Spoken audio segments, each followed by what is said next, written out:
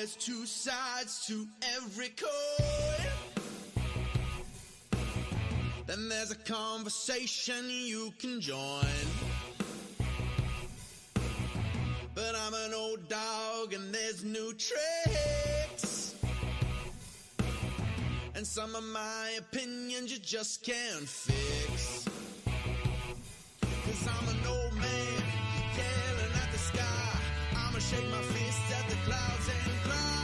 Get off my lawn, you snowflake, before I have a meltdown, breakdown, shakedown. 'Cause this is my hometown, so back down, sports clown. It's all just a game, and it's the last down, let down, cowtown. I said it's all just a game. I give the touchdown, the rundown, the lowdown. 'Cause it's over the game, gonna crack down, shut down, the sundown. I said it's all just a game.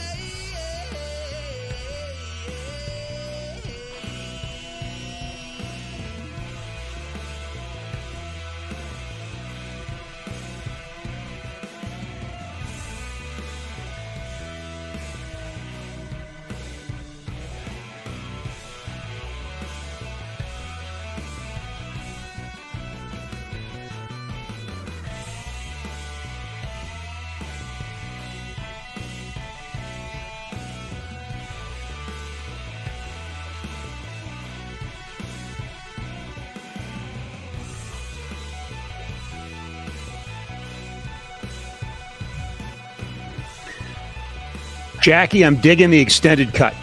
I am. We went a little deeper on the theme today, and I like it. I like it a lot, so we'll probably play a little bit more of that. Hello, kids, and welcome to something that is completely unique for me. I am your guest host. Yes. Danny Austin was supposed to be guest hosting for me. Danny is now at the Ryan Huska press conference. He's going to join us in a little while, as will Ryan Pike. And I am guest hosting for Danny on my show. I have never done that before. So bear with me. Bear with me. You know what it's like when a guest host comes on. It's never the same. Welcome, everybody. We are broadcasting live from Treaty 7 territory, and I do want to acknowledge and say hello to my good friends in Siksika. Tomorrow is the annual health fair. We will be out. I will be out in Siksika tomorrow. It's amazing what Dr. Tyler White and Siksika Health have put together here over time. But if you can imagine a health fair in which the area children are all coming in, and there's going to be some great different groups, sports entities. The Calgary Surge will be there. Calgary Minor Soccer will be there. I believe the Calgary Hitmen will be there. The Flames alumni are coming to sign autographs.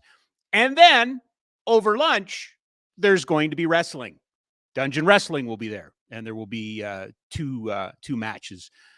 So I'm really excited about that, and just a tip of the hat to my friends out at Siksika. We are an inclusive podcast. Everybody is welcome. This is a safe place. We are allies to all, except idiots and stupid people. We've avoided them for the most part, but you know what I'm saying. For the most part, anyway, you are welcome here. Well, what a day. The Calgary Flames have announced their 24th head coach in team history, Ryan Huska. No surprise. That was the cat was let out of the bag by Elliot Friedman last week. He doesn't let much out of the bag that doesn't come to fruition. The Stanley Cup is on the cusp of going to a team that is in their 6th season. The Vegas Golden Knights up 3-1. We're going to have to wait a day for that. How about this? The 20-year anniversary, at least for the year, from when Mike Weir won the Masters. And I think we all remember where we were when Mike Weir won the Masters. It's a quintessential Canadian moment. It forever cemented Mike Weir in the minds of sports fans, not golf fans, sports fans in Canada. It was a wave the flag moment. It was a drape yourself in the flag moment. It was our moment, a heritage moment, whatever you want to call it. How about Canadian Nick Taylor yesterday? The first Canadian to win the RBC Canadian Open, the Canadian Open, in 69 years. Okay, that's cool. But you know what's really cool? The way he did it. 72-foot eagle putt on the 4th playoff hole. Far be it for me to be the arbiter of golf achievements, because the game and I have a very rocky relationship. We're very upfront about it. It doesn't like me, and I don't like it. But we're very respectful of the fact how important it is in the lives of many, and how important it is for us to have success on the national stage. Before we go too far off the beaten path, I do want to acknowledge Brooke Henderson, because not only does she win tournaments, she dominates tournaments. She's arguably the best Canadian golfer we've ever had professionally. Having said that, there is something about this tournament. There is something about what happened yesterday. It is a quintessential Canadian moment, and one I think we will be talking about for a long time. Week 1 in the CFL is over. Uneven, rocky. 2 teams on the road win, 2 teams at home win. Arguably the best game of the week was Winnipeg and Hamilton, if you like scoring. Last night, though, Saskatchewan on the road in Edmonton with an incredible goal line stance that protected and sealed the win for them. And into basketball we go, too, because we do need to acknowledge the fact the NBA is on the cusp of crowning a first-ever champion with a Canadian at the helm of that, Jamal Murray. 3-1 Denver leading Miami with Game 5 back in Denver tonight. Speaking of which, and very excited to do so, talk about the team that I do a little bit of work for, the Calgary Surge. Yesterday moved to 5-1 after an 80-63 win on the road in Saskatoon over the Rattlers. That comes after an outstanding game on Friday night. The Ottawa Blackjacks had the lead for a lot of this game, but in the end, it was Calgary pulling away, winning 86-79. The Surge now moved to 5-1. I'm seeing the same thing over and over and over again. If you haven't gone to a Surge game, you need to go to a Surge game. You better get to a Surge game. Go to a Surge game. Well, this week, you're going to have a great opportunity. Vancouver's here on Wednesday. The team's at home on Friday and on Sunday. So 3 games in the span of 5 days at Winsport. So if you haven't checked out the Surge, this would be the weekend to do it. And oh, by the way, the Jays avoided the sweep against Minnesota yesterday, winning 7-6, moved to 37-30. They're half game back of a wild card, but they're double digits back of Tampa in the race for the LA East. Let that sink in for a minute. This was supposed to be a Jays team that was going to contend, and it is. It's contending. But I don't think anybody figured that Tampa team was going to be as good as they are, and the Rays are way out there. Toronto off for a day, and they'll take on Baltimore. So in terms of the summer sports scene locally, oh, by the way, throw in there the Cavalry won, too, 3-1 at home yesterday.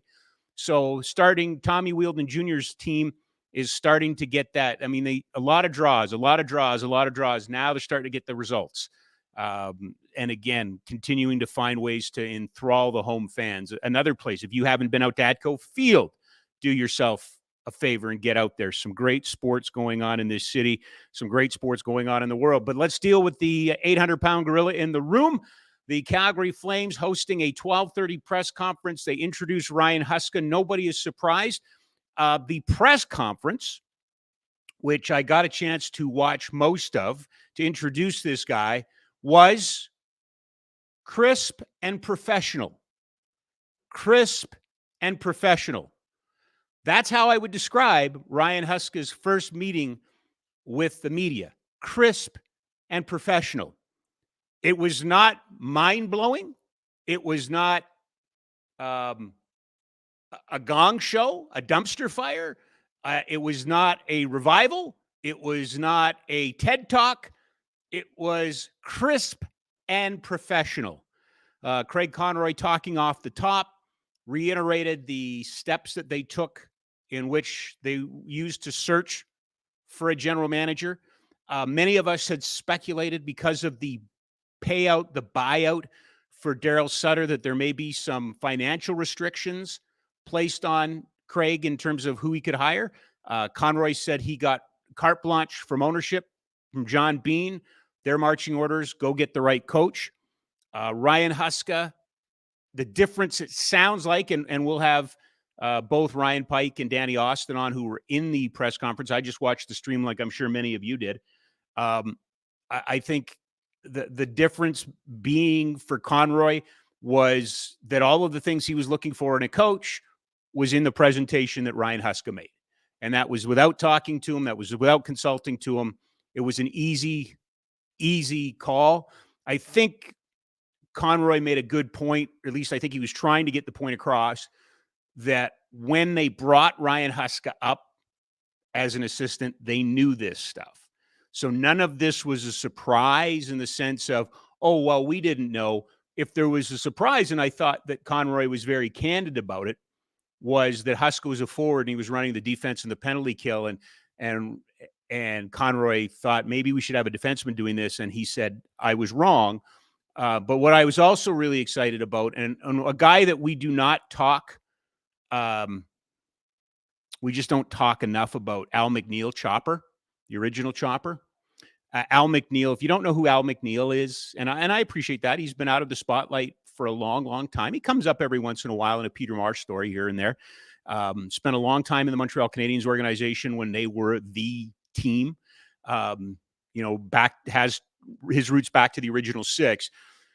Chopper is a guy that if you work at CSEC, he's this older gentleman who walks with a cane that you take and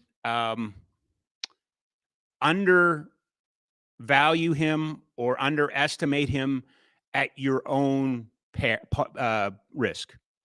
That's your issue. One of the smartest hockey people I've ever been around. Loved bumping into Al McNeil in the hallway. I think I put this out on Twitter about a year ago or so when we lost Guy Lafleur. I bumped into Al in the hallway, and he spent 15 minutes telling me things about a guy I thought I knew front and back, and I didn't. He could tell stories about Guy Lafleur and knew him, as a prospect, as a player, and as a retired player. But it was interesting, and I think bodes very well for this organization that Craig Conroy mentioned Al McNeil. Crisp and professional is how I would reference this press conference. But I also thought, and I was excited about this, was it seemed like a little more attention was paid to the alumni. That the acknowledgement of Glenn Cross, Stajan, and Commodore being in the back of the room at the beginning and welcomed. Not to say that the Flames alumni haven't been welcomed at events, but it just felt like they were more of a formal part of this. The fact that Ryan Huska could go back to his youth and speak about having breakfast, winning a contest, him and his teammates, and getting to have breakfast with Colin Patterson and how that impacted him as a young player. These things have value. Do you win a Stanley Cup because Ryan Huska had breakfast as an 8-year-old with Colin Patterson? No, maybe not. But it has value in terms of how your coach approaches his role. When you hear from the man, and there's a couple things that jumped out at me, he did talk about a fresh start. He did talk about the fact that not naming players by name, that's us.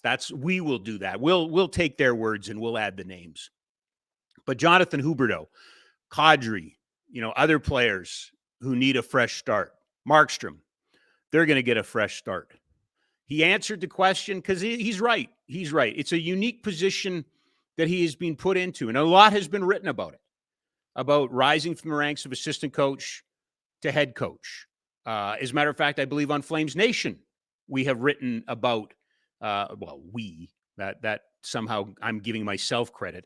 That's not the case. But Robert Munich wrote about coaches who were promoted from assistant to head coach on the same NHL teams. You can get that at FlamesNation. That's the kind of offerings we make to you. He talked about that. He talked about the need to be consistent, the need to be prepared, that these are things that he will bring to the table. Not once did I ever get the sense, and I would encourage you to go back and watch it if you didn't watch it, if you're just, or maybe you watched it and you're turning over to this. This is just my opinion on it. I never got the sense in this that he was ever saying, well, Daryl did this, so I'm going to do that. I never got that me versus him thing. I don't think that's an issue. As a matter of fact, he was very complimentary of the coaches that he's worked for. Speaking of which, no, there was no formal announcement about assistants or, staff other than, he's going to begin that process right now. And I know the name out there is Mitch Love, and at some point we will broach that today. Where else? Yeah, I mean, I guess the other couple of points that I would bring up, he's talked to Elias Lindholm. Craig Conroy brought that up. He was asked a direct question about Elias Lindholm that, in his press conference when he was announced, Craig Conroy prioritized Elias Lindholm and getting him under contract. Huska talked to him today. Conroy's going to talk to him later. Conroy did speak to the fact that they kept players involved in the process. They communicated to the players. Went out of the way to talk about Jonathan Huberdeau and the amount of communication they did there. Conroy again reiterated that he felt that Huberdeau just needs to play. Just go play.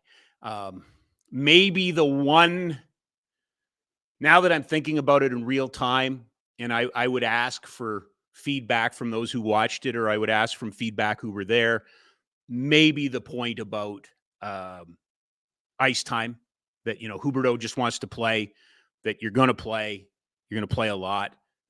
Huska said that. I suppose that is, by its very nature, a kind of a response to what happened last year. And I don't want to put it all on one guy, but Nick Ritchie in the shootout, I think, you're going to play your big players more. I think that's what we said. And then I think, just a lot about, the process of it, the thought process of it, the opportunity, crisp and professional. That's how I would describe this press conference. I don't think it's going to lead Sports Center. I don't think it's going to lead Sports Central. I don't think it's going to be, I was going to say on the cover of the newspaper. Yeah, there's one newspaper. It probably will be, but it's not. It's not one that you're going to go, wow, that was memorable. But it might be one that you go back and go, he said that, he did that, he followed through on that. That's why it happened.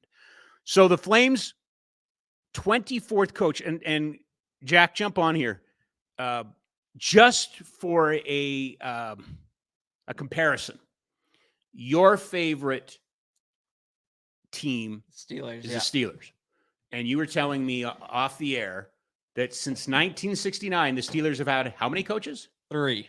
3 coaches in the last 54 years. It's insane. It's insane. Matter of fact, the Calgary Flames have had 3 coaches in the last 5 years. They might have had more than that. So anyway, I thought, and different sports, and I get that. But one of the things that did come up in this conversation for Conroy, and I think we've talked about it here, is this club has got to start building some continuity. It had continuity with the general manager. I would say that Treliving was here for 9 years, but it's got to have continuity at the coaching level. One thing that Daryl Sutter did, one record that Daryl Sutter set this year, and I think I'm the only one that cared about it. I really do. I think other people saw it and just, who cares? But the fact that Daryl Sutter is the Calgary Flames all-time games coach leader, just over 400, around 408, 410 games he ended up. He passed Bob Johnson, I believe, and became the all-time at 400. Only the Florida Panthers, outside of Vegas and Seattle and all that, but only the Florida Panthers can sport the coach that has never coached more than 400 games. That's it. The Dallas Stars, I believe, have 5 coaches who have over 400 games coached. And Conroy talked about that. He wants Huska and him to be a team for 10, 15 years. Great. Everybody says it. But they've got to get to that. Management has got to get to that. Ownership has got to get to that. And you know who else has got to get to that? The media and the fans. The media and the fans. We are culpable from this standpoint that we are very quick in this market to fire coaches. We are very quick to pull the rug out from underneath the bench bosses of our teams. I made that observation when I moved here 20 years ago. I maintain that observation today. I'm not saying for a second that the Canucks fans don't get angry with their, I'm not saying Riders fans don't get angry with their, I'm not saying any of that.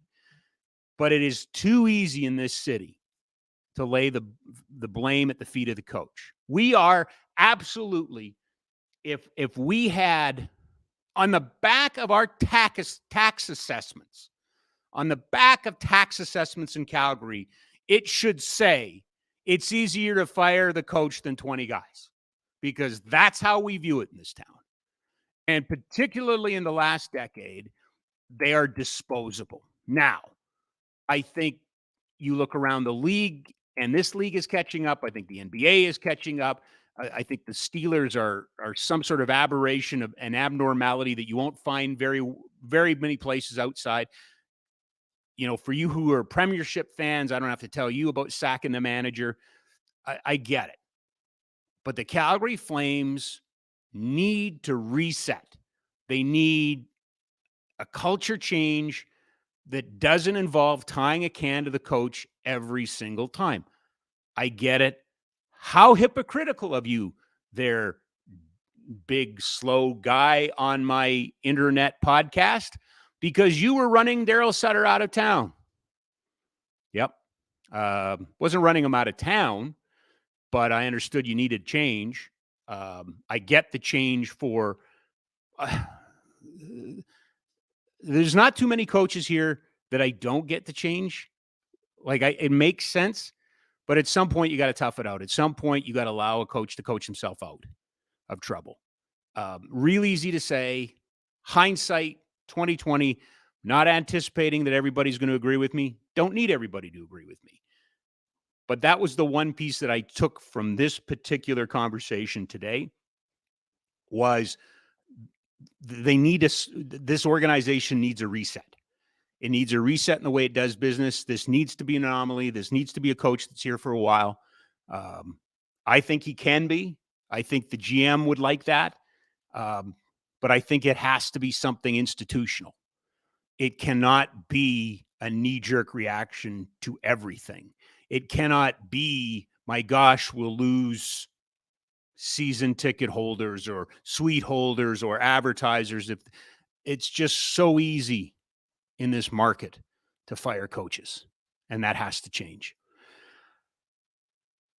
What's next? Well, I would say the hiring of the staff. You've got contracts that are running out on goalie coaches, assistant coaches, associate coaches. I know you're all sitting there going, not all of you, I shouldn't say that. That's insulting. I didn't mean to insult all of you. But a few of you have had your watches out going, we are now 23 minutes and 54 seconds into the show, and you've mentioned Mitch Love once. That is correct. Darren Haynes was on the show on Friday, and we were talking about if Huska, what with Love. And somebody, we put out the post or whatever. Somebody responded to the post. Well, it's not that hard. You just make Love an assistant coach. Well, maybe, but maybe he doesn't want to. Maybe he doesn't want to, I don't know. I know this. I know that I have been around the game long enough that I have seen a well-compensated NHL coach, assistant coach. Actually, I think he was associate. No, I might have just been an assistant coach. Up and leave in the middle of a training camp and go to Russia so he can be a head coach. I have seen NHL assistant coaches take dramatic cuts in pay and ride buses and get off charters because they'd rather be a head coach and run their own shop. I don't speak for Mitch Love. Only Mitch Love speaks for Mitch Love. He will make the determination of where and when he will coach next. I mean, I'm assuming he has the option of going back the Wranglers if he wants. But in this equation, will he be part of the staff? Sure, he could be part of the staff. Cale McLean could be part of the staff. Jason LeBarber could be part of the staff. Kirk Muller could be part of the staff, or they could go elsewhere. And I'm always fascinated by the relationships and the partnerships that we create in the game that finally come to fruition. Is there a former teammate? Is there a former Western Hockey League opponent? Is there a guy that you bumped into at a coaching conference that you've just been waiting for the perfect opportunity to work together? Is there a name out there? My guess is that's probably going to happen too. I mean, Bill Peters and Brad Treliving, that all seemed to start way back in a World Championships. They worked together. Bob Hartley and Jay Feaster, that was an American Hockey League combination. That could be part of this too. We will find out. Craig Conroy's got a draft to prepare for. We understand as well from our friend Elliot Friedman. All right, I'll tell you what, Friedman does not miss on much.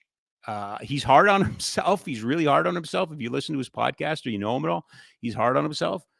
But he doesn't go without things being sourced. And I know over the weekend he made some waves around the Flames talking about Noah Hanifin. Now, if I have this correctly, and I believe we have the piece, do we not? Yeah. Okay. Should we show it first? Let's show it first. Okay. I think one of the names you're going to start to hear a little bit of here is Noah Hanifin from Calgary. He's got one more year like a lot of the Calgary players do, and I think teams have begun to ask the Flames, what exactly are you thinking about here? What's the future? I think, a lot of us are talking about Winnipeg right now, and for good reason. But low-key, I think Calgary could be just as interesting a team as Winnipeg over the next few weeks, depending on how all these players feel about their futures. So I think it's really important, and context is huge, and social media is not fantastic for context, but it's necessary. It's really important that people understand teams are calling Calgary.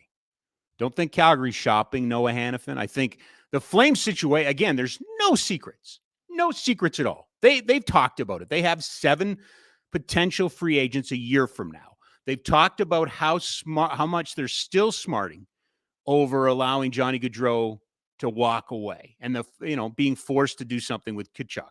And everybody's talking about they'll never do that again. They'll never go through that again. They won't put themselves in that position. So that's just common sense.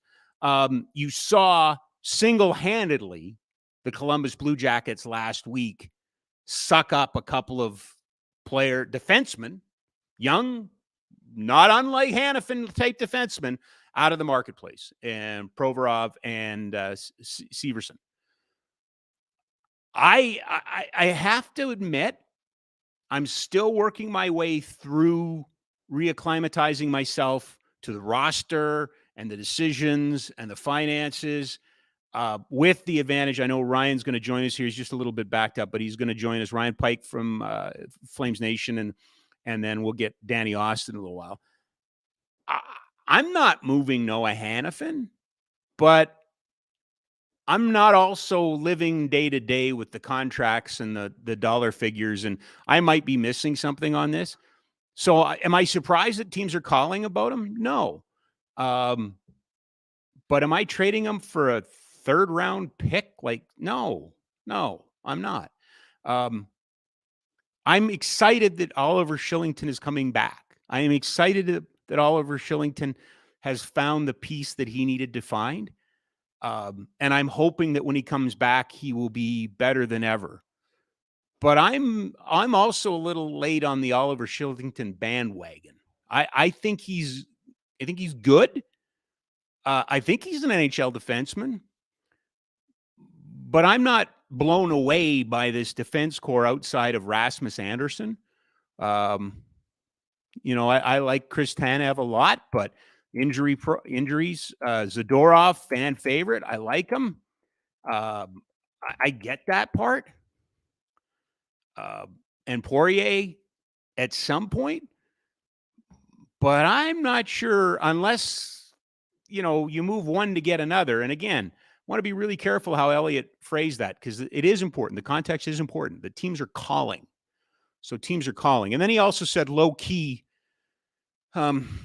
Winnipeg, and I feel for Jets fans. I really, really do.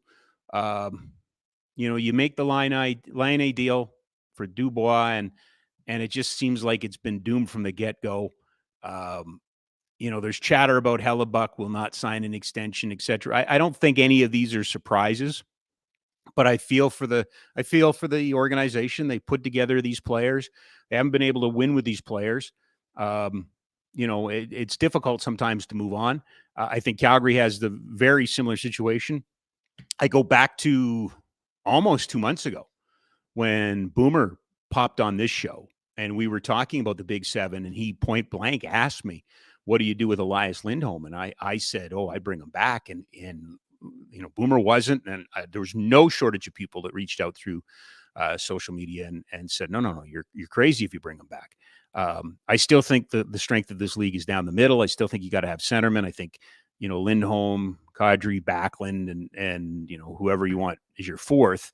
I think that's, in the short term, I think what we all get scared of is giving Lindholm that 8-year deal and what's it going to look like at the end. But that's the reality all of these general managers have painted themselves. That's the reality of this league. The cap is going to go up slightly this year, but it is supposed to go up significantly here in the future. We're going to get a good insight into what Craig Conroy's mindset is in the next couple of weeks. We really are. I think he's going to be aggressive. I think he's going to be open for business. He strikes me as someone who has no problem playing out of the Brad Treliving playbook, which is in on everything, know about all of it. Say what you will about Brad Treliving, but as a general manager, and it's not me who says this, it's Bob McKenzie, it's Elliot Friedman, it's Chris Johnston, it's Frank Seravalli, it's all the insiders will tell you the same thing.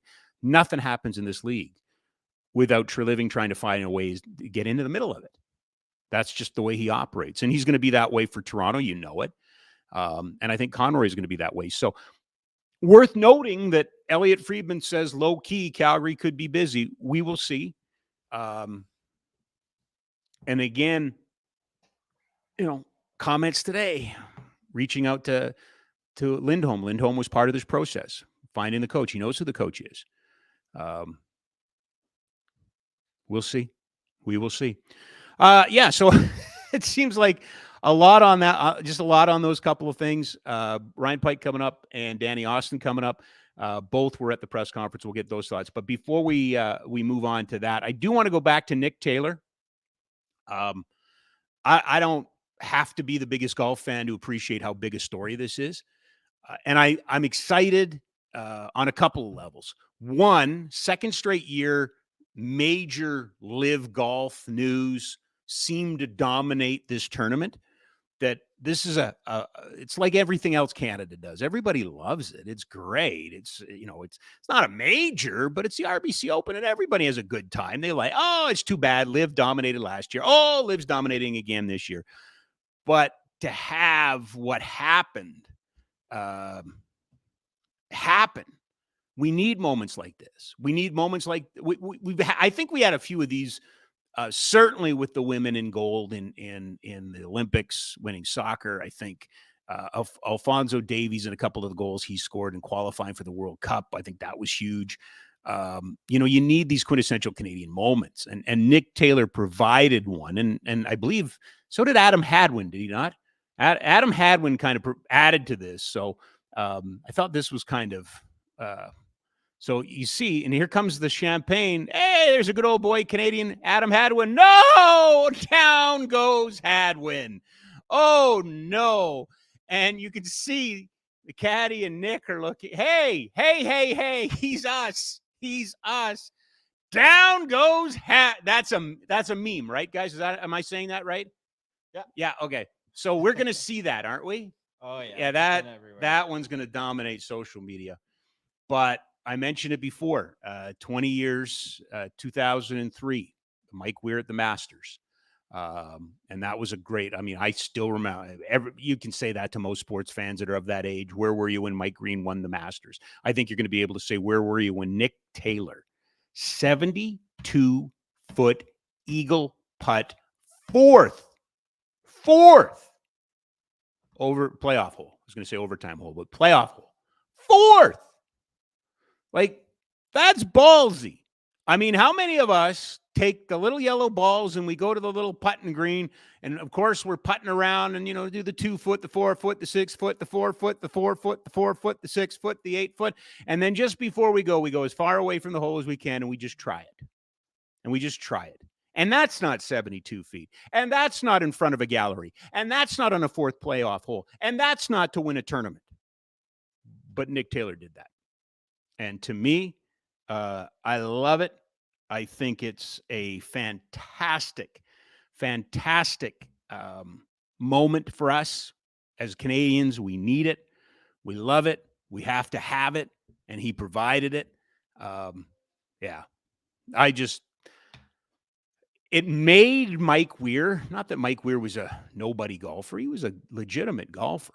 Like, he was a legitimate, he was on the tour and could win. He was a threat. But it's made his life. It's just, he never has to pay for a meal and all those sort of things. And here's the other side of me. I can be happy and I can wave the flag and I can be, all Canadiana. But I also know this business, and this business, that's a huge story. Why do you put your name on things? Why do you buy sponsorship? Because you get the media churn, you get the reference to the tournament by its name, you get the prestige of being invited out there. But if you're RBC today, you are getting a big bonus. You are now associated with a Canadian historic moment. So talk about sponsorship and talk about naming rights and talk about all of those things today. And we should have got Adam just follow Adam Seaborn on Twitter, our sports business analyst, because he'll have it first. But what this means to the brand and just kind of the extra value they get out of having a Canadian win for the first time in 69 years.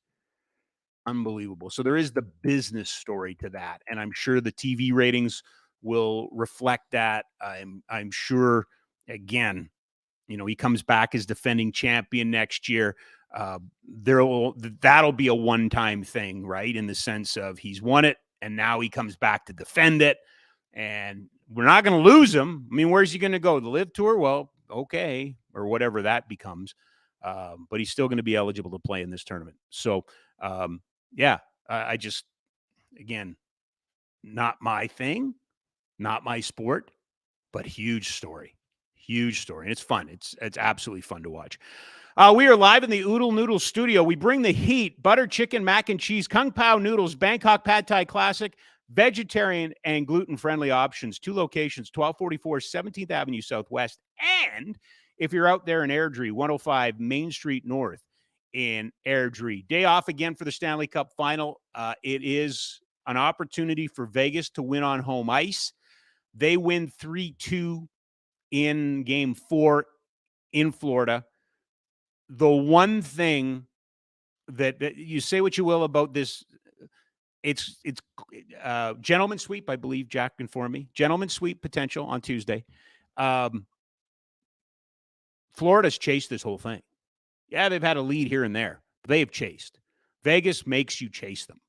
And Vegas was up 3-0 going into the third. Yep. Gave up 2 goals. Yep. There was a opportunity for Kachuk magic late, but it never happened this time. Paul Maurice saying all the right things in Florida on the way back there that, holy cow, all the pressure's on them. We can play loose. I am fascinated to know what Vegas winning at home is, because this whole Vegas experience, I was going to call it an experiment, but you cannot call success like this an experiment. It's an experience. The NFL team You know, they have a WNBA team. They have soon a Major League Baseball team and probably an NBA team. But it's not that long ago. Really, it's not. It's 8 years, 6, 7, 8 years maybe that people were, you know, kind of snidely making with Vegas. Who would go to Vegas? Why would you go to Vegas? Vegas will never support big sports. And it's been quite the opposite of that. And that is, I don't have to redefine that argument for anybody. We all know that. But what does a championship in Vegas look like? They are going to win, and then they're going to spill out into the Strip. And will we notice? Strip's usually busy. I think it'll be insane. You think they'll notice, though? Oh, yeah. I think it'll be a huge party for sure. Well, that's all they need, right? Yeah. They just need a catalyst for a party, right? So this will give them the catalyst for the party. And then where do they go? Like, and then where's the parade? Is the parade down Fremont? Is the parade down Vegas? Yeah. It's going to set.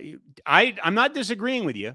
I think it's going to be insane, but I think there'll be a whole bunch of people hanging on that have no idea what happened, but the party started, so we're part of it, right? Exactly. Yeah, absolutely.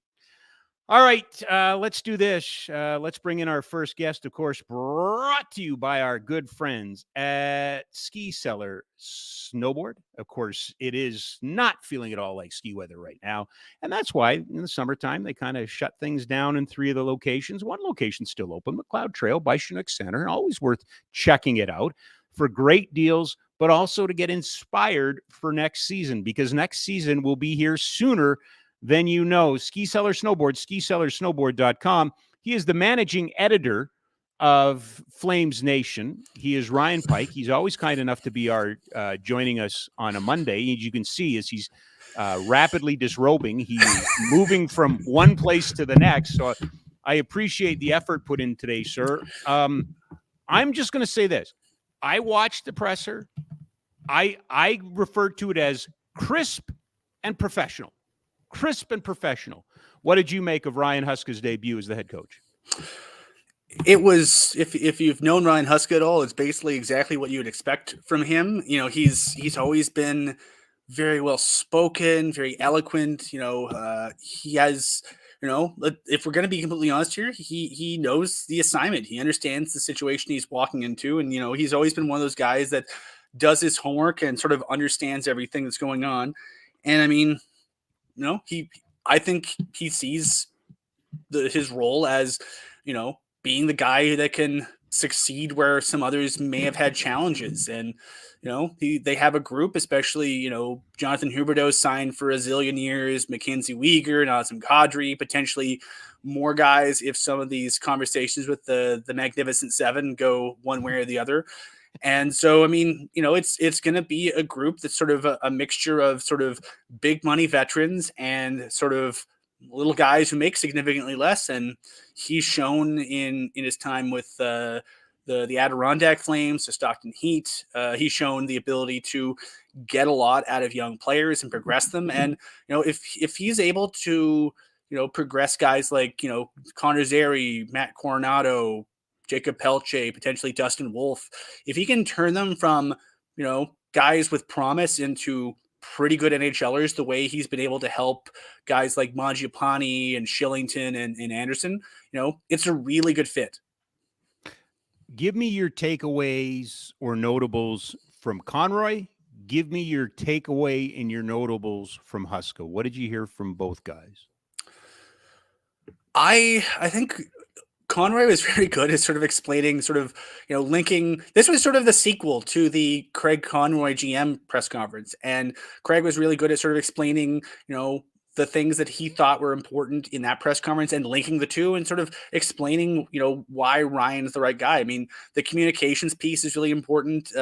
Apparently, you know, some of the feedback that he's gotten from the players on Huska as an assistant coach was how damn detailed he is in terms of, you know, his video meetings are very targeted and guys come out of those meetings knowing exactly what the hell he's talking about. You know, sometimes, you know, we both experience this in our lives. You know, when you're dealing with smart people, the difficulty isn't being smart. It's easy to be smart. It's difficult to explain things in a way that everyone, not just the super smart, can understand.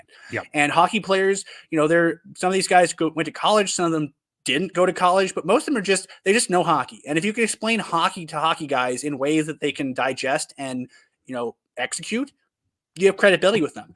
And so I think that's sort of the way that Ryan Huska has built up credibility with this group of players. And, now it's just a question of he was responsible for the defensive group and the penalty kill. The penalty kill has quietly been one of the more effective penalty kills in the National Hockey League in the last 5 years. They're at sixth. They're sixth overall in terms of their prevention percentage.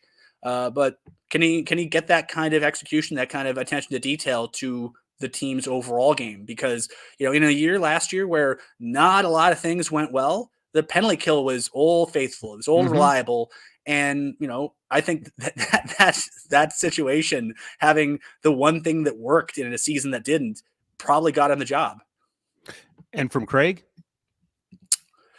Well, for Craig, I think, he was pretty good explaining the hows and whys. He was asked by our friend Seravalli at TSN about Mitch Love's status. And, he mentioned, they had four. I believe they started with a group of 15. They went down to a group of 4. Our understanding, based on reports from folks like Frank Seravalli and Elliot Friedman, are the final 4 were, I believe, Todd Reardon of the Pittsburgh Penguins, Travis Green, who is not currently coaching anywhere, but he was with the Vancouver Canucks most recently, and then Ryan Huska and Mitch Love. And Huska was the internal candidate that they liked, and Love was an internal candidate they really liked. But, Craig Conroy put it best. I mean, the jump from the NHL to the AHL, or from the AHL to the NHL, is pretty steep. And they really like the guys they have, but they want to set up their people for success. And throwing a guy from the American Hockey League to the NHL was something that they didn't think would set him up for success. So we'll see what happens there. I think that's sort of the next big interesting piece, because Ryan Huska has to build out a coaching staff. The current coaching staff that he inherits that have contracts for another 18 days are Kirk Muller, Cale McLean, and Jason LaBarbera. And then Mitch Love is under contract, as is the rest of the AHL staff, for another year. But, what do you probably need someone in to replace Huska to run the PK.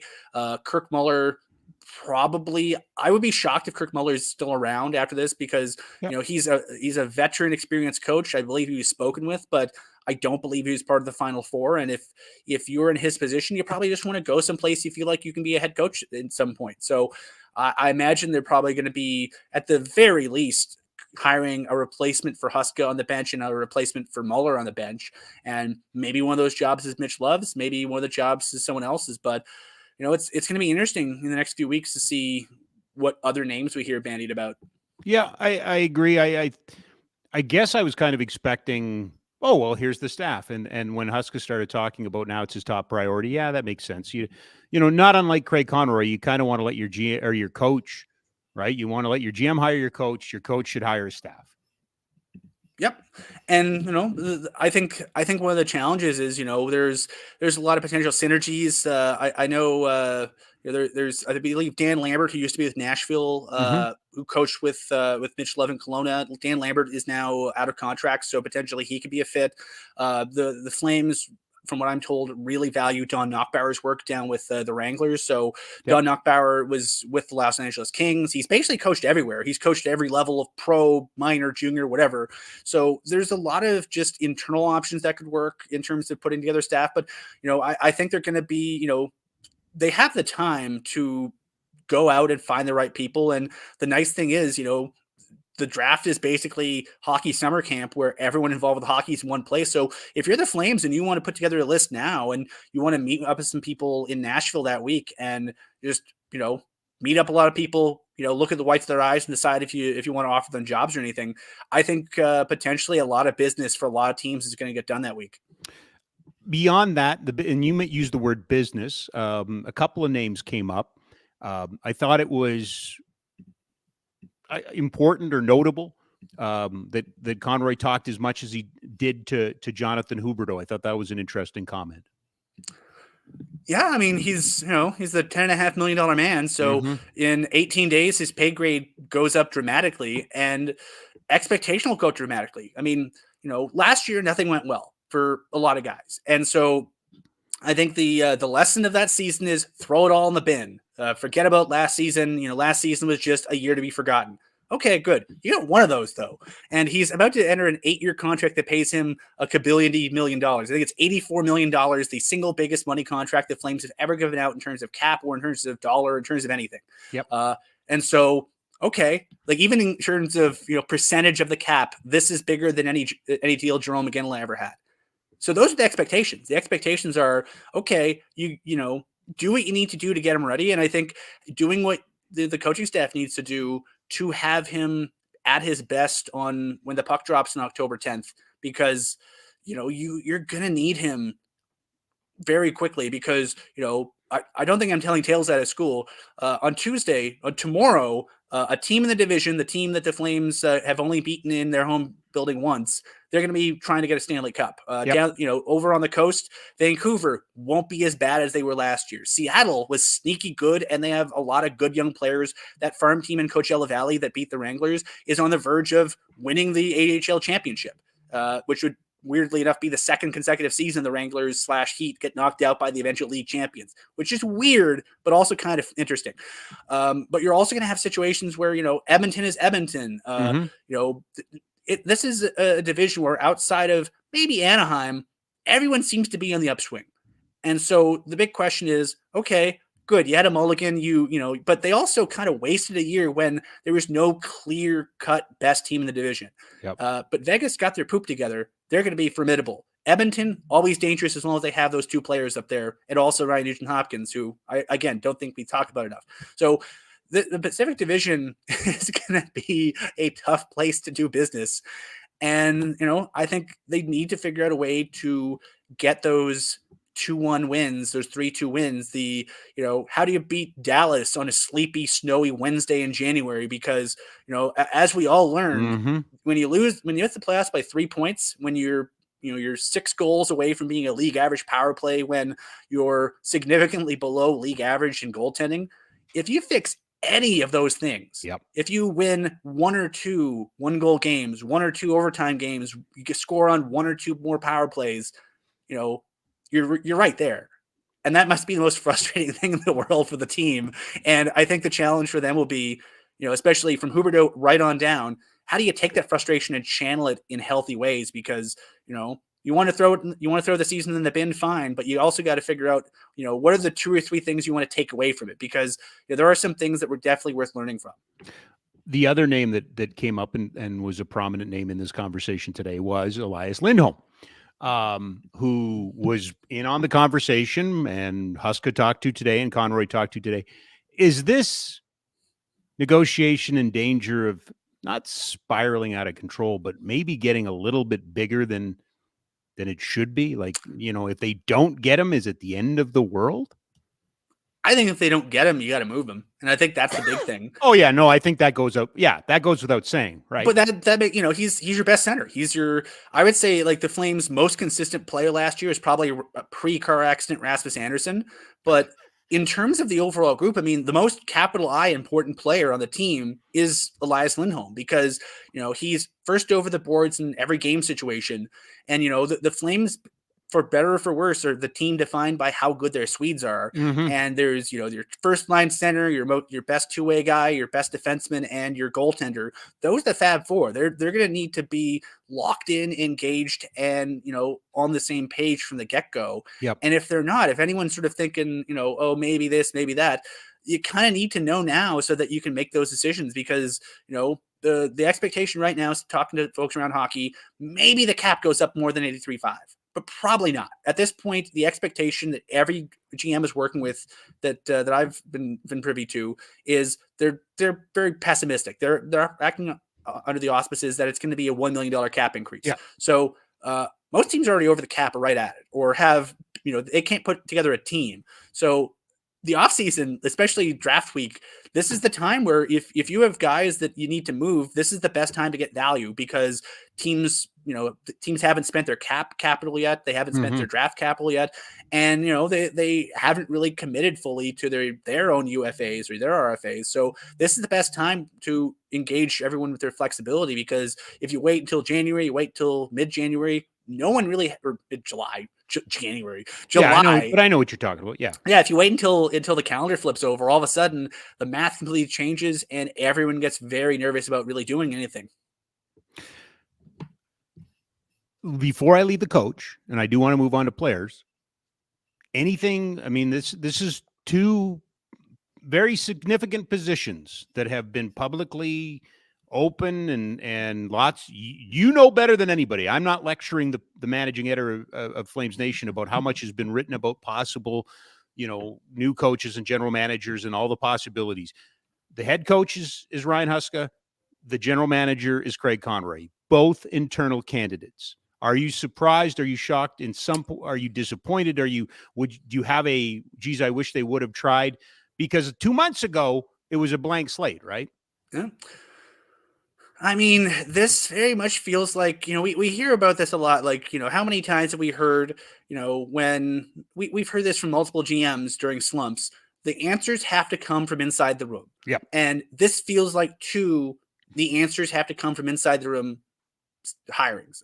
Craig Conroy, been there, done that. He's been around, and he's, I don't think from a management standpoint, you would get someone externally who would know or have a strong opinions on what ails the Calgary Flames and Craig Conroy.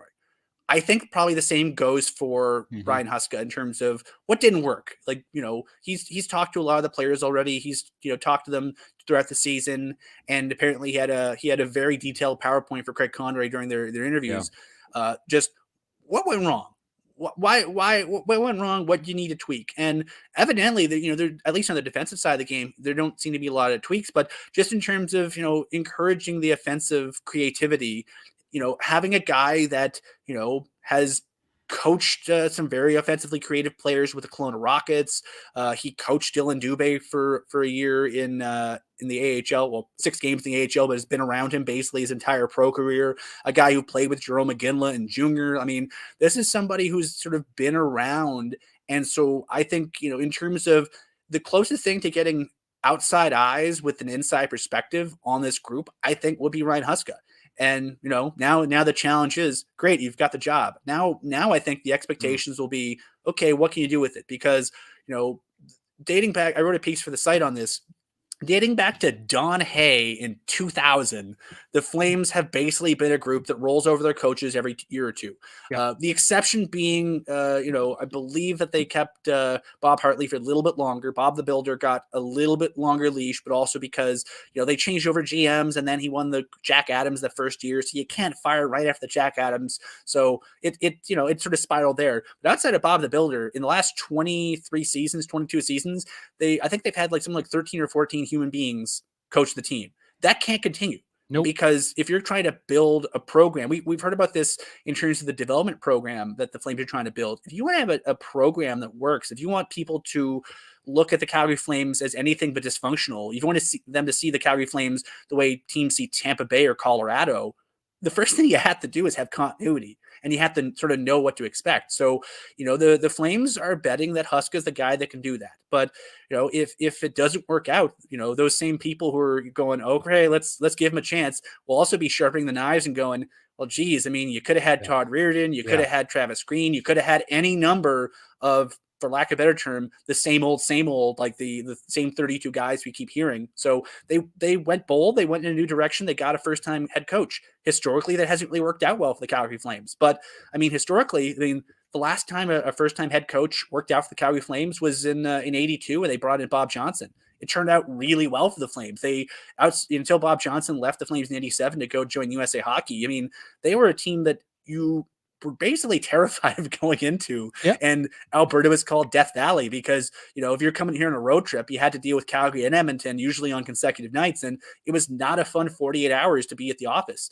And, all due respect to the teams involved, at times over the last, basically since the 90s, I don't think we've really had that level of apprehension amongst, opponents of both Alberta teams. Maybe last year, but consistently, I don't think both teams have been very good. The team up north, for better or for worse, based on, a couple of players that are very good, but also some decent coaching, they've become pretty formidable. And, now that the gauntlet's been thrown down to these guys to sort of catch up, or at least figure out a way to sort of establish a brand and establish a culture, and then, see if people want to buy into it.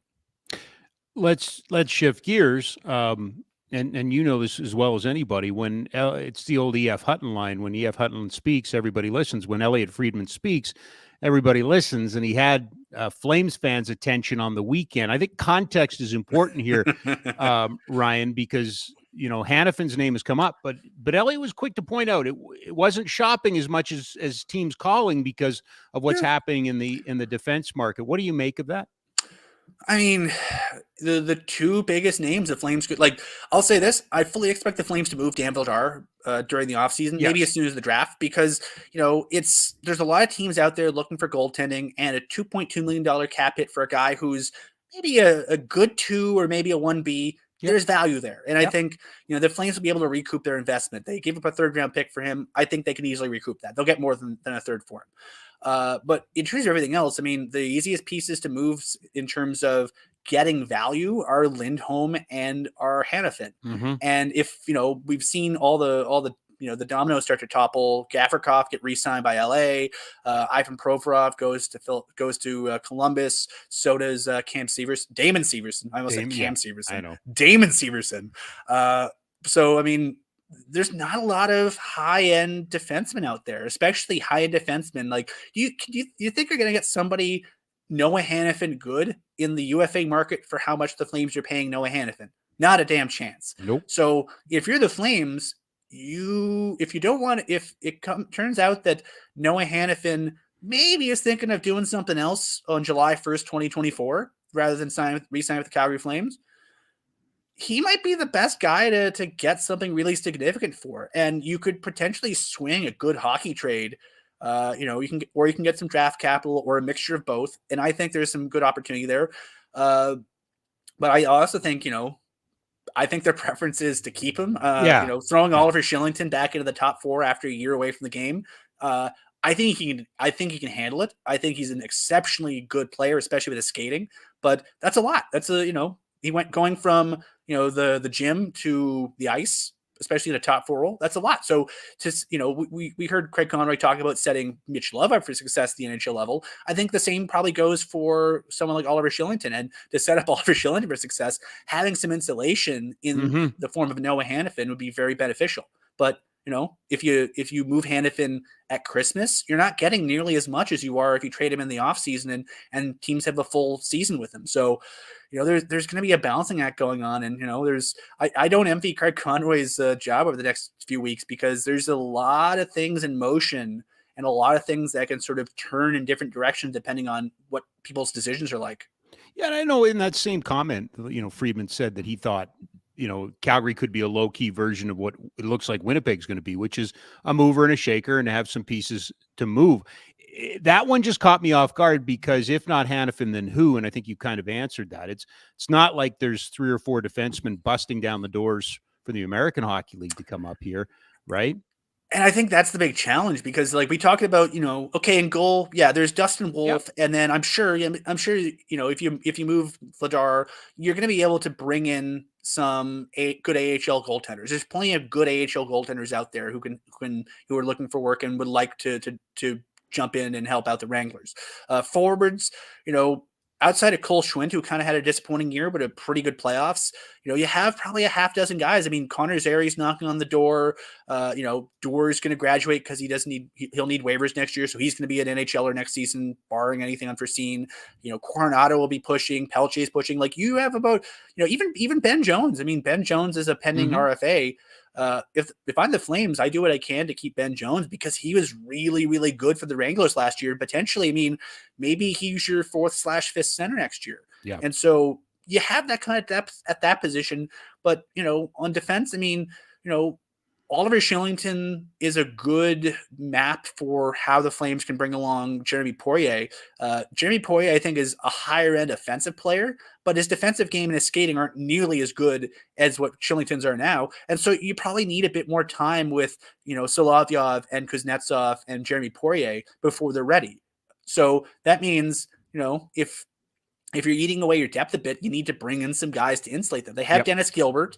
I believe Nick DeSimone is under contract for next year as well. Those help, but you're also going to lose some guys. And so they're going to need to bring in some guys, and potentially, like, if you're doing, like, say, if you're doing a trade and you're trading a Noah Hannafin, for example, maybe, you're trading for a defensive prospect, or maybe you're trading for a piece that you can use to flip for a defensive prospect. So, there's a lot of moving pieces with this, and I think it all sort of will hinge on, do Hannafin and Lindholm want to be here long term? If yes, great. What do those contracts look like? And then based on what those contracts look like, can you afford to pay Michael Backlund what you want to pay Michael Backlund for the next few years?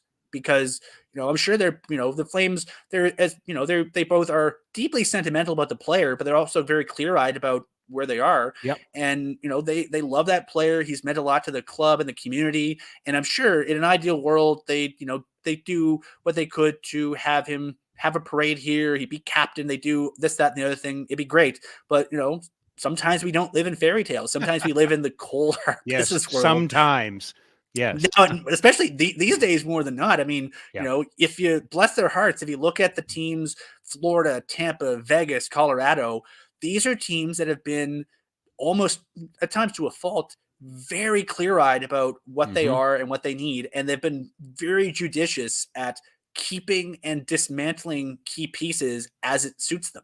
And it's worked out well for them. They've, all those 3 out of 4 teams will end up having parades, but you also, you need to keep filling your organization with good people and pieces that can do a lot for you. So yeah, I don't think we're going to have a shortage of things to speak about in the next couple of months, at least. Speaking of parades, we are on the cusp of one. Game they're 5. They're gonna go down Las Vegas Boulevard. They'll do it. They're gonna do what the Aces did. They're gonna shut down Las Vegas Boulevard, barring them blowing a 3-1 lead. And I think that's gonna be wild. I think it's when I was in Vegas a couple weeks ago, I went down to T-Mobile and just sort of hung around before, I think it was game 5. Yeah, it was game 5 of the Dallas series. Right. They've developed such a cool fan culture down there. And I mean, it's exciting. I mean, but you remember 8 years ago, what a joke it seemed to people that this was ever going to happen. Right. It's one of the great proving wrong stories of all time. It's a perfect storm though, because you have they had. I'll say this: I been visiting Vegas since my early 20s. It's a market that it's a market that for years people thought, oh, nobody lives in Vegas, and there was a ton of people who lived in Vegas for a lot of different reasons, not just people working in casinos, a lot of different industries, and they felt like they were sort of like the they didn't want to borrow another league's or another market's team. They wanted their own thing. And so, the Raiders have worked out pretty well. And, we'll see how the A's turn out if they ever end up getting a damn stadium done. That's a whole other conversation. Yep. But I mean, when you put in that team, it has strong local ownership. You have, MGM and AEG decide, screw it, we'll build our own building. And they build it in the perfect spot. And then they do a good job building the building, and they do a good job building out the area around the building. And then they do a good job, they were really smart about how they ran the expansion draft. And then, unfortunately they had that horrible tragedy, the shooting, I think a couple weeks before the season started.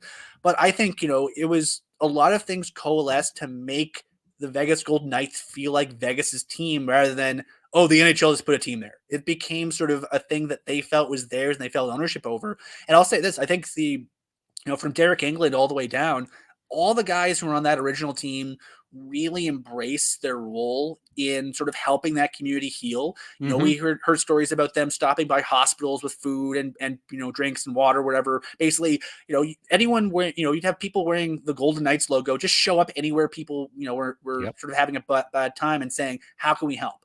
And I think that did a lot to endear them to that community. But then they were really good. And because of that relationship that they forged early on amongst those terrible circumstances, there was a lot of mutual admiration going on. And, no one could have expected them to go to the Stanley Cup final in their first year, but I think it set a really high standard for that team. And I think it also helped a lot of people who may not have become diehard Golden Knights fans become diehard Golden Knights fans. And once you have that base, once you have that fervent group of fans, and when you're just hanging outside the building, it looks like a blast. Yep. And I think that's an easy way to get people who might not be, hockey fans in those kind of markets to say, okay, I'll try this out. I mean, I think Nashville's done a great job with that too, in terms of, and I think that's the big challenge. And Seattle's done a really good job of that this year, but it's so challenging, I think, figuring out, like I said, perfect storm. Like a lot of things went right for that group in that one season. And one thing, unfortunately, went horribly wrong for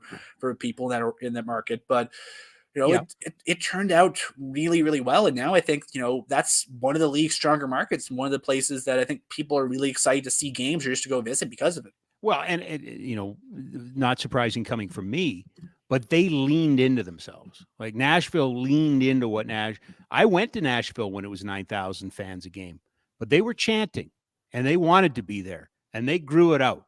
And Vegas has been, the it is glitzy, it's glamorous, it is entertainment, it's Vegas, and they have leaned into it. They didn't try to turn it into a cathedral. They didn't try to turn the sport into a religion. They leaned into what it is. It's entertainment.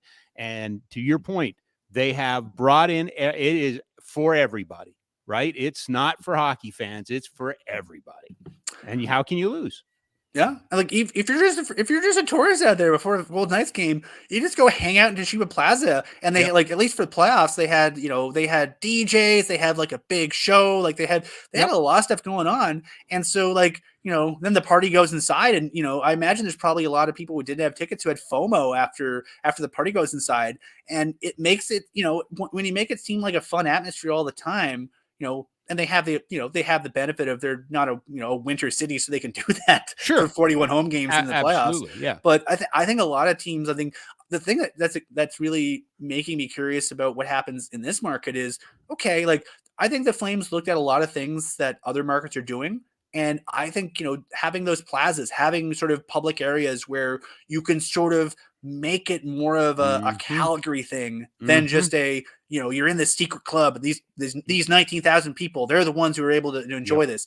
If you figure out a way to sort of make the party spill out to the outside, the way Vegas does, the way Nashville's doing, Dallas has done it from time to time. I mean, if you can figure out a way to make the party just spill out into as many nooks and crannies of that area as possible, the way Vegas has, I think you can make that area really jump. But we'll see.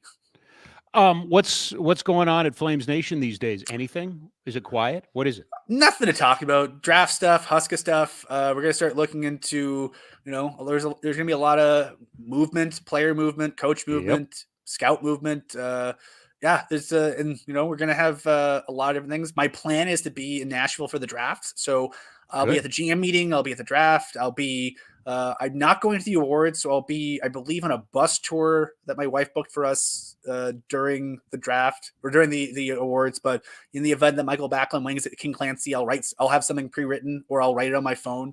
I apologize in advance for any typos, but sorry, Michael, we booked it before you were nominated. It's nothing personal. Well, I'm sure he won't take it that way. I appreciate you being so generous with your time today. I know it was a busy day. I look forward to catching all the information coming up on Flames Nation, and we will talk to you next week. Thanks, Ryan. Yeah, take care, man. There you go. Ryan Pike, managing editor of Flames Nation. We continue along that same vein as we go back and bring in our next guest, courtesy of the Ski Cellar Snowboard, skicellarsnowboard.com, 76 years in Calgary, skicellarsnowboard.com. He is technically supposed to be hosting the show today, so I'm guest hosting for him, who was supposed to be guest hosting for me. It's very convoluted, but stay with us. It'll all make sense in the end. Danny Austin from Post Media, also the host from Live from the 55, is joining us now after Ryan Huska's press conference. Are you good? Have you gotten everything done? Are we catching you mid typing? What's going on? I have gotten my story in for the early deadline. Okay. I will say that my editor has called me 4 times in the last probably 3 minutes, so I'm hoping nothing's wrong. I've texted him. But other than that, we're going to get back to work after this. But I don't know. I wanted to join you. It has been a fun, busy day. to say the least. Let's deal. We just had Ryan on. I'll ask you the exact same question I started there. Your interpretation of the Ryan Huska press conference, I referred to it as crisp and professional. What did you take away? I missed most of your question because my editor is trying to call and not checking his text, telling me to tell him not to. Would you like to take a break, figure that out, and come back? Because I'm good that way. We got the technology. I have put us on Do Not Disturb, so I'm hoping that works. And he can check his texts. All right. I just don't want to get you in any trouble. Oh no. Okay. He now wrote back, "Yup, all good." So if you want, this is so yeah. He just really wanted to talk to me. He likes you, and, which is a good position to be in. And I love him. So there is. There you go. It works out no for one's everybody. doing anything wrong here. But okay. Yes. Well, I think you were asking me what sort of my takeaways from the press conference were. Yeah. I have covered this team in 2019, 2021, last year. The vibe is just completely different this spring. I think all of those sort of conversations that we've had with Craig Conroy, with Don Maloney about this organization needing a fresh start, needing a different attitude, needing a new culture. I don't know how that translates to wins and losses on the ice. Like, genuinely, I'm not trying to make that, but I will say in terms of like the vibes, in terms of what I want from a working environment, it's so much better. You know, there is I think it's a little more modern. I know that there were people who sort of said, "Oh, these players, you know, they can't take a tough coach." It's not really what this ever was about, I don't think. And I just think Ryan Huska and Craig Conroy both, I think, sort of recognize that like kindness can coexist with hard work, and treating people respectfully, and you know.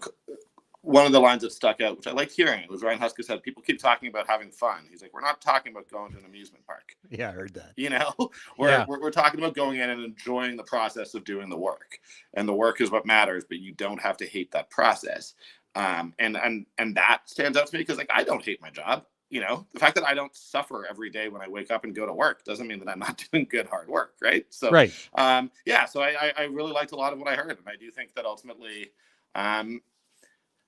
you know, this doesn't matter. Media doesn't matter, but like you could feel the negativity over the last, particularly the last season. You could feel that people were not enjoying themselves and didn't want to necessarily. I'm not saying the players didn't want to be there. I'm not saying anyone should feel sorry for them, but it was not a nice place to go to work for me a lot of the time.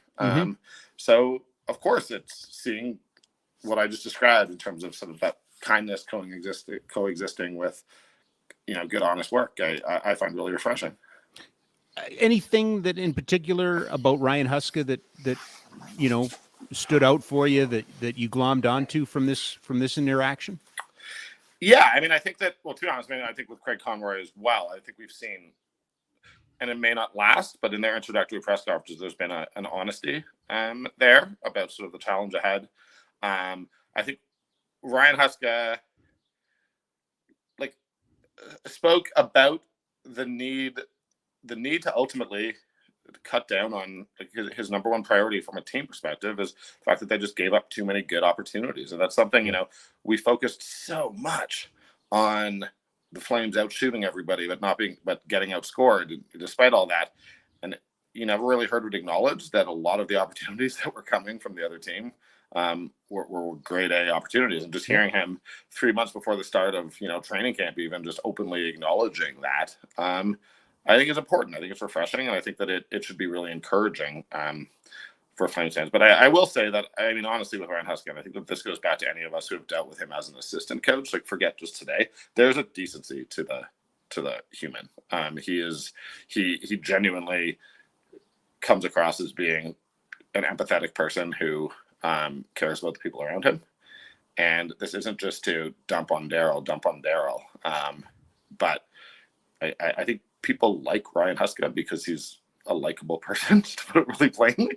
And that's how I feel about it. And I don't know that people will laugh and roll their eyes, but I do think that matters on some level. I do. Yeah.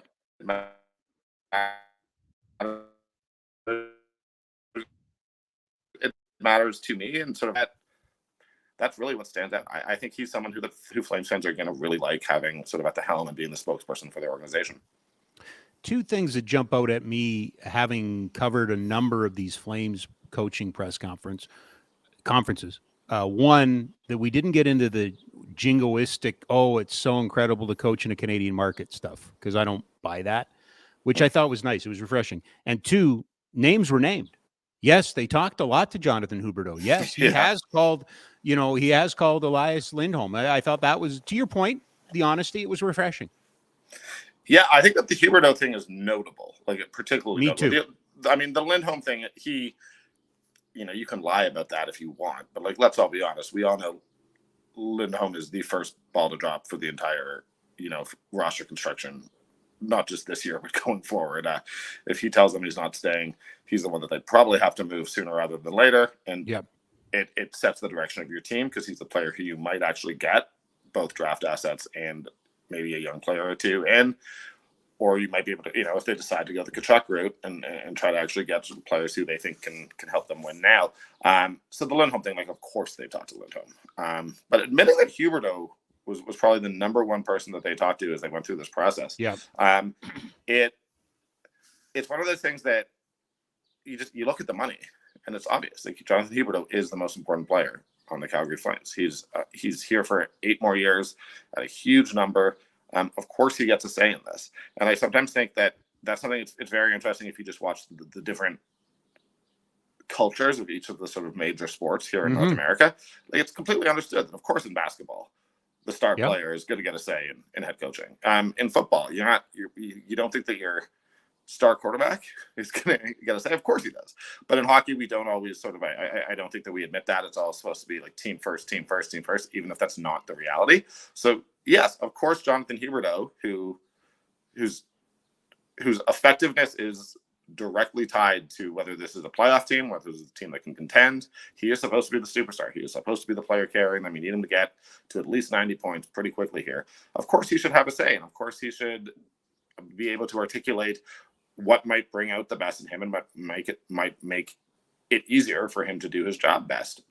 So I have absolutely no issue with it, and I think that it's something that a certain type of old school hockey fan or old school media member might scoff at a little bit, and that's okay. I mean, it's sports; it's supposed to be fun. That's what we're supposed to debate. We're supposed to debate, but good. It's good to hear them admit that they are catering a little bit to the guy who they're paying $10 million a year to. From Conroy's standpoint, two things that stood out for me. The first being, in these introductory press conferences, very rarely are there any references to the previous administration, right? Like, it's a brand new day, we move on.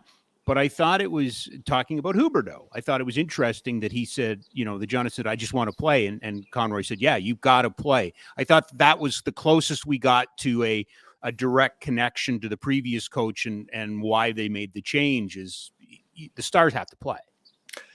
Entirely. I know. I do think in Conroy's introductory press conference, a month back now, he quietly took some shots at No, I meant in the coach. I meant coaching ones today. Yeah. Like I felt that he was quite clear that he felt that there would need to be changes, but totally. And that one is hard for me because there's a bit of chicken and egg when it comes to Huberdeau last year. I agree. Like, why wasn't he out there in the final couple minutes? Well, it's because he was largely ineffective. Why was he ineffective? It's like, was it the system? Was it something else? I don't know. And like, for Daryl Sutter, who likely felt that he was coaching for his job, he's going to put the players he thinks are most effective out there. And I do think that that's actually an advantage of having a coach who, Ryan Huska is not getting fired this year. He's going to have time. He's going to have time to build something. Yeah. So there can be some time to have Jonathan Huberdeau out there regaining his confidence, playing those important minutes where the coach doesn't feel that pressure. And like, I asked directly to Ryan Huska, is this a playoff team? And I don't think he necessarily gave me a direct answer. He did not. Like, I which is telling. And I feel like we've heard this team underperformed, but they have these 7 UFAs. So they know that they may get younger this year, and that may not be the goal, at which point the goal is putting players like Jonathan Huberdeau or maybe some of the young players in situations where they might not always be effective, but you're going to give them that opportunity to play into their best game. And I think that could be important for the development of the young players, but also of Jonathan Huberdeau's confidence. The other point that I picked up from Conroy, and it's one because I wholeheartedly believe it. They got to get off this roller coaster of, 2-year coachings and get a new coach. And It's brutal. Right? There needs to be some brutal. continuity. Yeah, I mean, we were looking at Ryan Huska, joined as an assistant coach in 2018. He's now served under 3 head coaches. Yeah. So you say the 2-year thing, like the 2-year thing is actually not even, if you really add it up. I mean, since Bob Hartley, who may have hung on a little bit longer, it's been ridiculous. And it's something that, like, good on you for bringing it up. I to be honest, think that it was asked about, and it's hard to ask about because all you can say, what's anyone going to say other than we hope Huskies here for a long, long time. But like, it has been an issue. That lack of continuity, that lack of vision, that lack of building something year over year over year. And then maybe you have to make a head coaching change, but that coach is coming in and trying to elevate what you've already built. When every 18 months to 2 years, you're just kind of scrapping the plan and starting from scratch. That's not a recipe for success. No. And I mean, I know, I'm from Toronto. I hear people moaning about Sheldon Keefe all the time. And so I do think that there's probably, an opposite where sometimes you do need a new voice. But in this scenario, it is absolutely vital for the Flames. Well, I just shocked that the all-time coaching leader for this team is 410 games or whatever it is. It's right? wild, isn't it? It is. I mean, and only Florida's worse. And then you look at a team like Dallas, and I think they have 5 or 6 guys who've coached more than 400 games. It's just you have to have that continuity. You have to find a way to get that continuity. Yeah, and now I do think part of it is also, setting expectations. And I think that there have been the Flames have constantly decided that make the playoffs and see what happens is the strategy. I mean, we hear in every sport the worst place to be is in the middle, and this team has relatively perpetually been in the middle. Yep. And the easiest thing for a general manager to do is blame the coach, right? I mean, that's how you save your job, is you put it on the coach.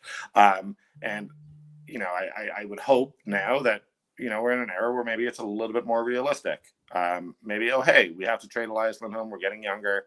It's not just about making the playoffs. And again, you start building. But I mean, I think that the history of this team, and this predates me arriving in Calgary, was always like, just get to the playoffs and see what happens. And I think that you can do that once you're in the place to do it. But this team has often just kind of run it back year over year and put it on the shoulders of the guy behind the bench, and it's not always the right move.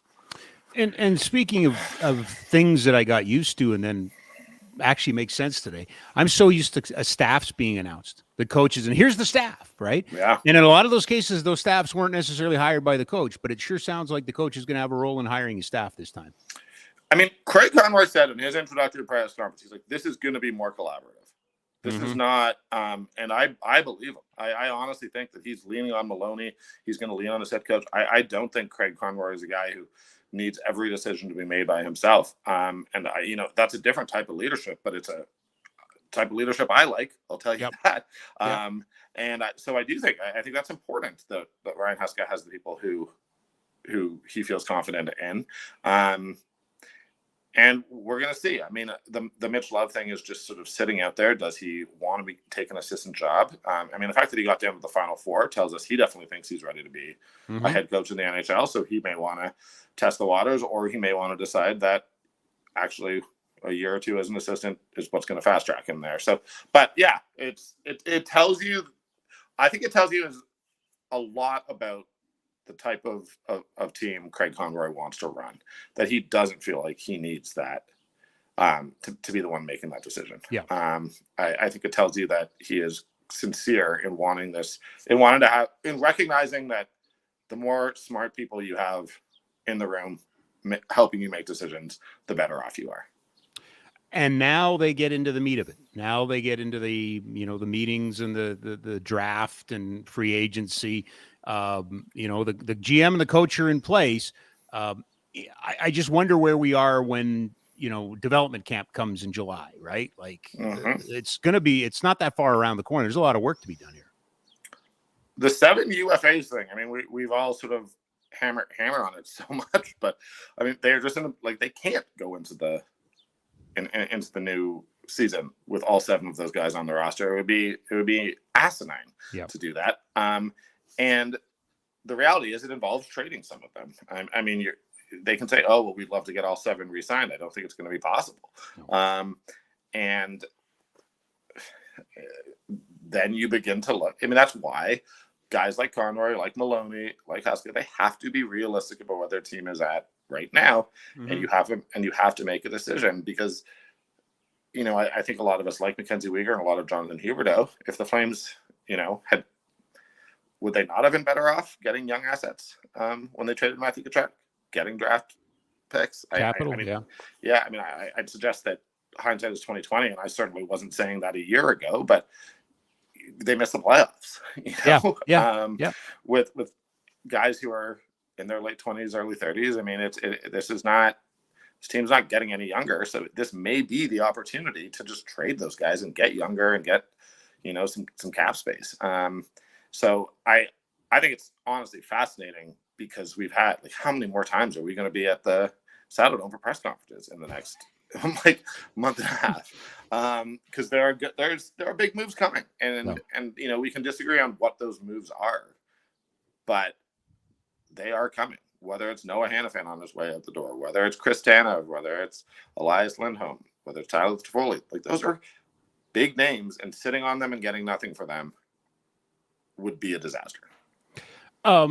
Gonna shift, take advantage of having you here, and I know we don't want to keep you too long, but do what you gotta do. Oh, I know. And the beauty of you is I know I can throw absolutely anything at you. Let's do it. Nick Taylor, 72 feet, fourth, you know, playoff hole, Eagle, wins the first Canadian to win the RBC Canadian Open in 69 years. Quintessential Canadian moment, is it not? Yeah, absolutely. It's right up there. No, I think that in general, I don't always think we do a great job of promoting our Canadian events. And I hope that this is a perfect example of, you know, we used to have had half the country watching. It's our national open. It's a huge deal. I can say certainly on Twitter, people lost their minds over it. I will say also that, I mean, most of the people I follow on Twitter are sports reporters who love golf. So, like, of course they did. But yeah, I mean, it's always, to be honest, it's one of those things where, like, I thought it was very special, and I mean to take nothing away from the moment, but it's always been one of those things where, like, I follow UK sport a little bit, and when, you know, a British guy hadn't won at Wimbledon for so long, and there was this national wide obsession with a British player finally getting that national championship, I wish we did a slightly better job of creating that narrative here. Even if it is a little bit silly, even if it like sports are fun and sports are silly, that's why we enjoy them. So but so I don't know that I felt that, like, sigh of relief when it was more just celebration and awesome to see a Canadian guy do it, right? Yeah, that's fair. I think, you know, the sigh of relief came 20 years ago with Mike Weir, right? Winning the major. Okay. Yeah. And to me, this is the only way this is even a close conversation is because it is our tournament. If, you know, unless you're going to win a major, it's not a major, but it's our tournament. And I feel like at some point you also have to acknowledge what Brooke Henderson has been doing. She is clearly the best Canadian golfer, you know, on either tour, right? We've never had a Brooke Henderson. Right? No, right. I mean, in terms of individual sport in general, I don't really. I mean, Bianca winning a major. I have Bianca winning a major as probably my top Canadian individual. Okay. Ahead of Weir? I'm more of a tennis person than a golf person, so yes. And where do you put Lennox Lewis? Ooh, he's right there. He's right there. I mean, the problem is that the Brits also claim him. So that's kind of the conversation I have too, right? Like, I think Donovan Bailey, like, you know, winning Olympic gold, especially and I would have been 12, and I understood the significance given the Ben Johnson of it all. I think that's a very special moment that just, like, didn't happen in the internet age, so it isn't celebrated in the same way. But I don't know, man. Bianca US Open, I think that's number one for me. Yeah. I never thought I'd see a Canadian win a major in my life in tennis. Yeah. To me, we don't have enough of them. To your point, we don't celebrate enough of them, the quintessential Canadian moments, and I thought that was one of them. Live at the 55 is off to a rousing start. Lots of positive, lots of good traction. Week one, though, a little uneven, I thought, around the league, but maybe not surprising. No, I mean, it's not surprising. Week one is always tough. You know, I'm sure you'll ask a Stampeder specific questions, so I'll try to move away from that. I think, like, my one takeaway from week one was just like the Bombers. That game was only like they won by what, 10? Yeah. And it was only 10 because there were some weird freak things that happened. The Bombers are the best team in the league by such a considerable distance right now. I would again love to see the CFL build marketing around that. I would love it to be the big bad Bombers who are out for revenge on the Argos for beating them. They can't believe they didn't win 3 in a row. This is their chance to lock in their destiny. Everyone else is shooting for them. They've got the target on their back. I'd love to see that because it's true. It's literally like it's completely accurate. We won't see it because the other 8 teams won't allow one team to be the center of their marketing. Right. But it's the story that we should all be telling. It was amazing to see. I will say it was hugely encouraging to see over 30,000 fans in Edmonton. So that game wasn't necessarily a barn burner, but I was at a lot of games at Commonwealth last year that were pretty horrible.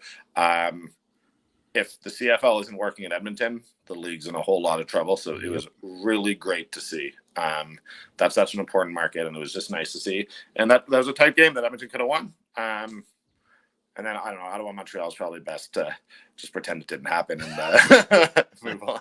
Well, and I really, I don't have much to add to the Calgary game other than, the old Simpsons line, is this the right time to panic? The crowd, the offense, it just hit me like a wet fish. And maybe that's because we've been spoiled. Yeah. Now, I will say that like it's an internal debate that I've been having all sort of weekend. I am not panicking about the crowd. Okay, good. I think that it is, honestly, there's a constant debate in the CFL about moving the season up. Yep. Nobody wants May football in this country. We have hockey going on. The weather's finally getting nice. It's fine in the summer. It should only really, I mean, here's my thing. This is where I become a hypocrite because in the summer I say, well, Friday and Saturday games don't work because everyone goes to the mountains. Right.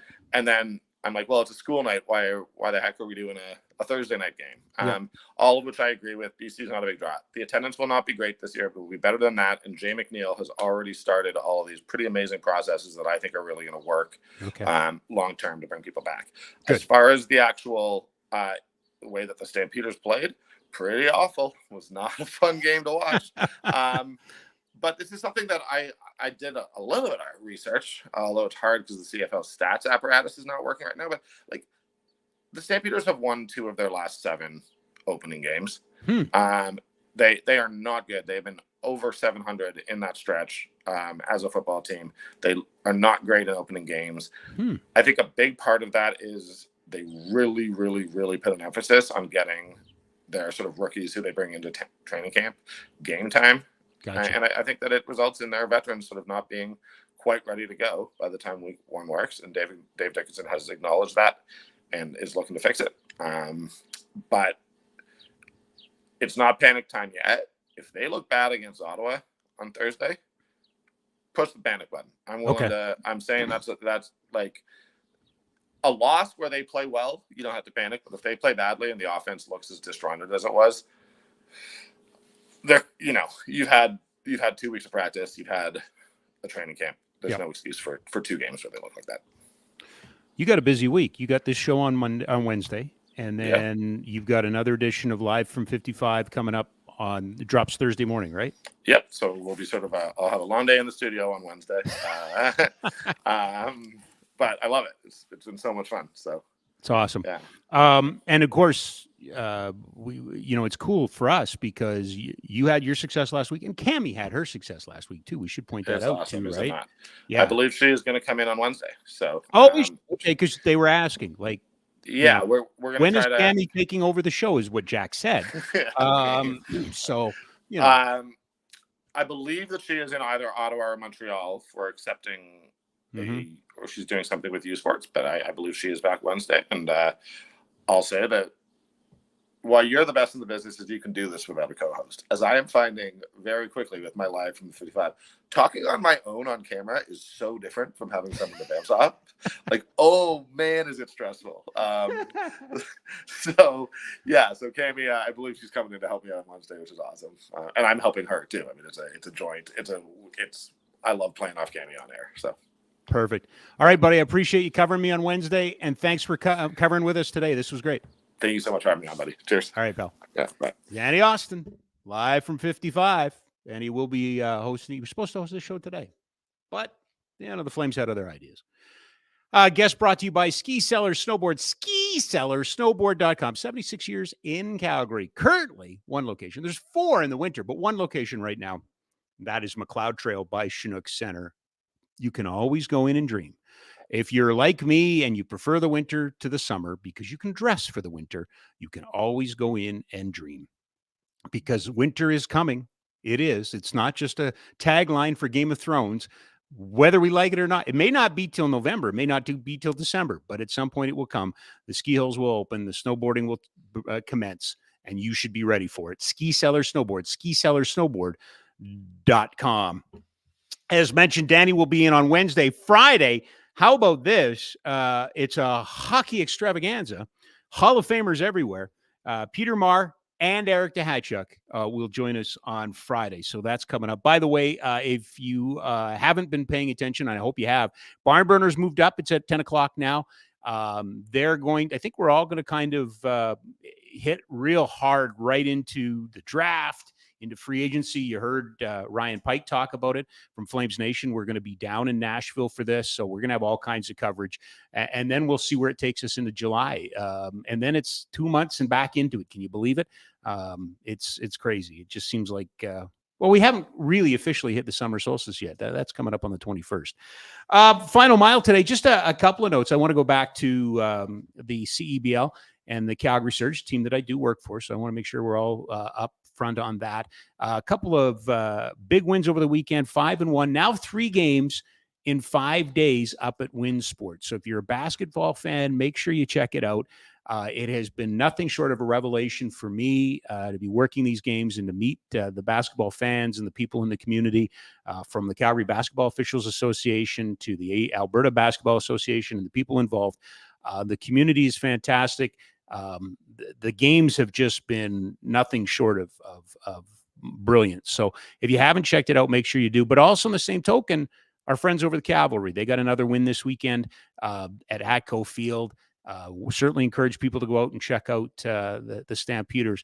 We are really turning into a 12-month-a-year sports town, not to mention all of the amateur and college sports that are going on and all your kids' sports and things like that. But what a revelation here in the last couple of months. And we've got a women's professional league soccer team coming on stream in the next couple of years, likely a professional women's hockey team coming on in the next couple of years, really turning into a great year-round sporting area. You got to love it. Well, we always were, I guess.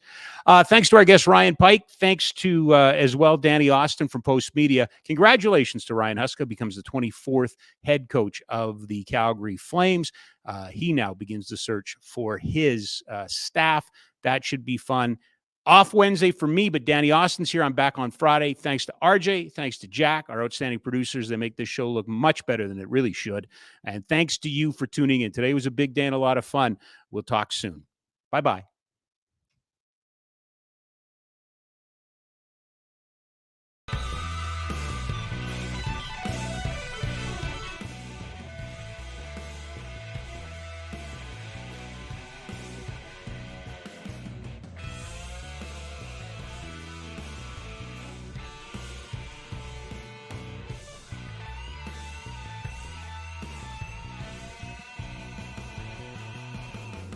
There's 2 sides to every coin.